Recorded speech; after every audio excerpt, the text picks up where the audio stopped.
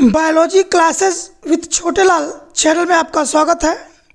4 अप्रैल को होने वाली जीव विज्ञान की परीक्षा के लिए यह वीडियो अत्यंत ही महत्वपूर्ण है। इस वीडियो में हम लोग कुल 7 प्रश्नों को हल करेंगे, जिससे लगभग 10 से 12 नंबर का प्रश्न जरूर आ जाएगा।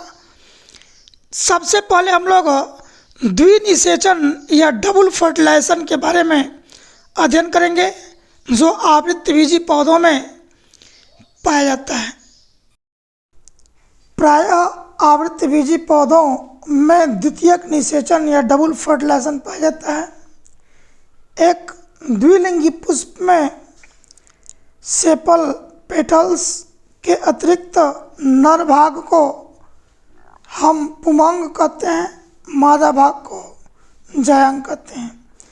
पुमंग के एंथर से परागकण परागण क्रिया के द्वारा फीमेल के स्टिग्मा पर पहुंचते हैं और यहाँ स्टिग्मा से परागकण अंकुरित होकर पराग नलिका के माध्यम से बीजांड में प्रवेश करते हैं। बीजांड में प्रवेश करने के बाद परागकण के नर युग्मक 2 केंद्रकों में बंट जाते हैं।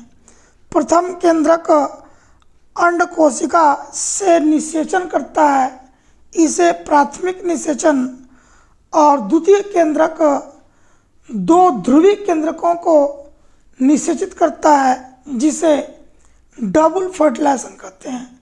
क्योंकि निषेचन 2 बार होता है।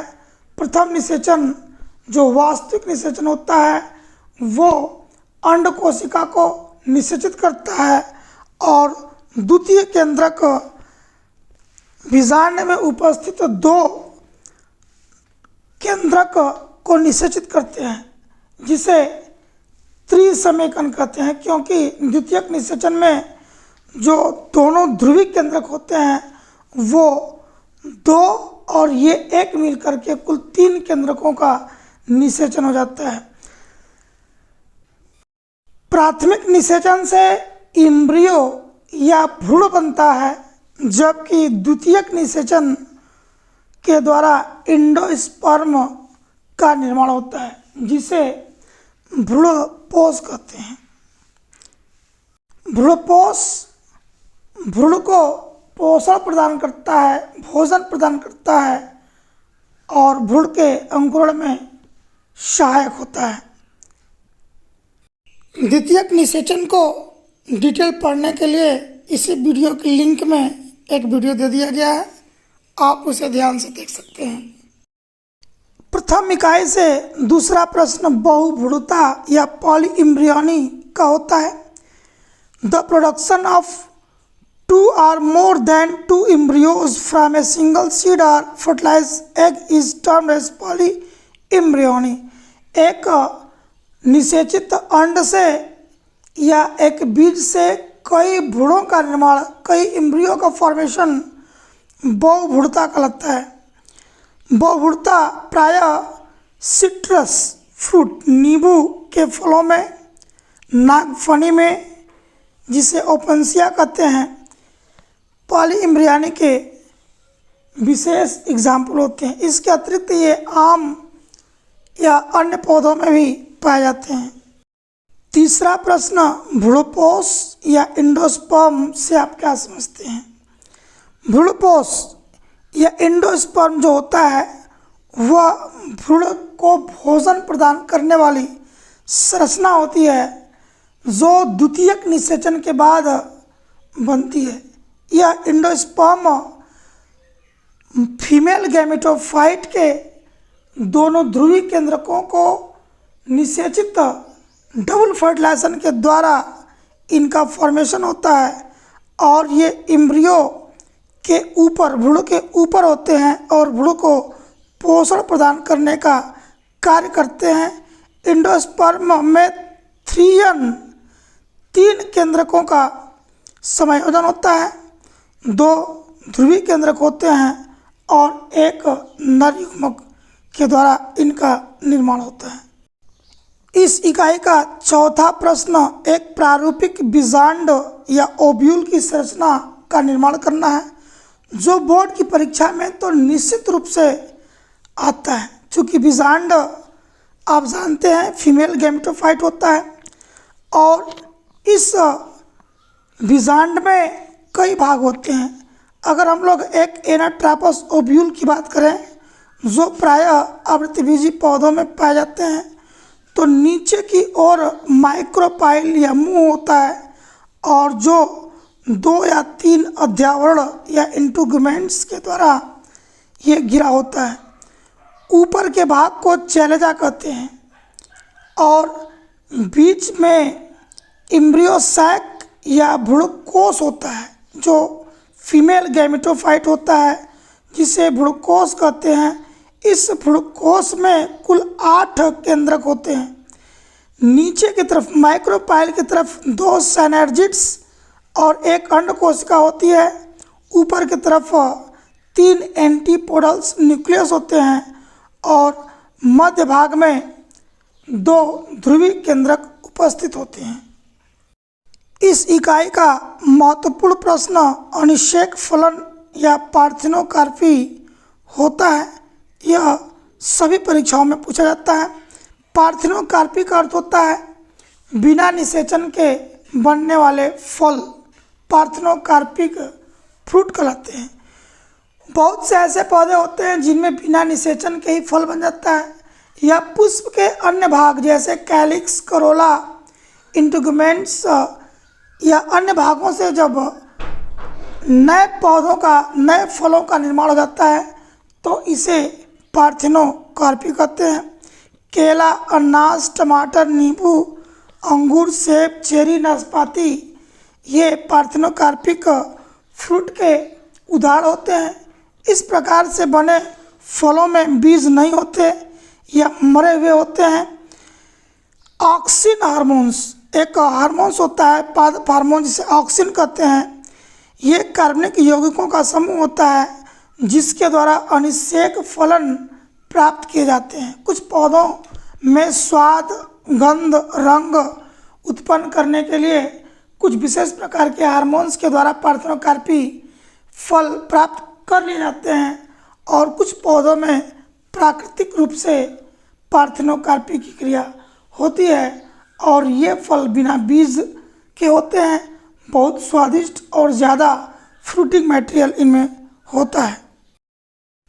अगला प्रश्न, असंग जनन या अपोमिक्सिस से आप क्या समझते हैं? प्रायः यह प्रश्न पूछा जाता है। अपोमिक्सिस क्या होता है? अपोमिक्सिस का ही एक एग्जाम्पल हम लोग पार्थिनोकार्पी या अनिषेक फलन का अभी पढ़ चुके हैं। कभी कभी पौधों के जीवन चक्र में संयुग्मन अथवा अर्धसूत्री विभाजन नहीं होते, इसकी अनुपस्थिति में नए पौधों का निर्माण हो जाता है। इस क्रिया को ही असंग जनन या अपोमिक्सिस कहते हैं। इसकी खोज विंकलर नामक वैज्ञानिक ने 1908 में किया था। असंग जनन मुख्य रूप से 2 प्रकार का होता है। पहले को कायिक जनन या वेजिटेटिव रिप्रोडक्शन कहते हैं। इस प्रकार के प्रजनन में बीज नहीं बनता। किसी कलिका से जो तने अथवा पत्ती के ऊपर उत्पन्न होती है एक नए पौधे का निर्माण होता है। जैसे गन्ना या आलू में वेजिटेटिव रिप्रोडक्शन पाया जाता है। दूसरे प्रकार के अपोमिक्सिस को अनिषेक बीजता या एग्मोस्पर्मी कहते हैं। जब लैंगिक जनन की अनुपस्थिति में बीज का निर्माण हो जाता है तो इसे अनिषेक बीजता एग्मोस्पर्मी कहते हैं। इस प्रकार का प्रजनन बीज द्वारा तो होता है परंतु बीज के बनने में संयुग्मन एवं अर्धसूत्री विभाजन का महत्व नहीं होता है। प्रथम इकाई का 7वां प्रश्न, भ्रूणकोश एवं भ्रूणपोष में अंतर, एम्ब्रियोसैक और एंडोस्पर्म में डिफरेंस देखना है। तो हम लोग पहले एम्ब्रियोसैक की बात करें। एम्ब्रियोसैक को भ्रूणकोश कहते हैं। यह फीमेल गैमेटोफाइट होता है। यह मादा जनन अंग इसे कह सकते हैं। इसमें कुल 8 केंद्रक होते हैं। 2 सहायक कोशिकाएं या सिनर्जिड्स, 1 अंड कोशिका और 3 एंटीपोडल्स या प्राथमिक कोशिकाएं होती हैं। भ्रूणकोश में निषेचन क्रिया होती है, परागनलिका प्रवेश करती है, फलस्वरूप युग्मकों का संलयन होता है। जबकि एंडोस्पर्म या भ्रूणपोष निषेचन क्रिया के बाद डबल फर्टिलाइजेशन के बाद दोनों ध्रुवी केंद्रक का जब नर युग्मक से संलयन होता है तब ट्रिपल फ्यूजन के द्वारा एंडोस्पर्म का निर्माण होता है।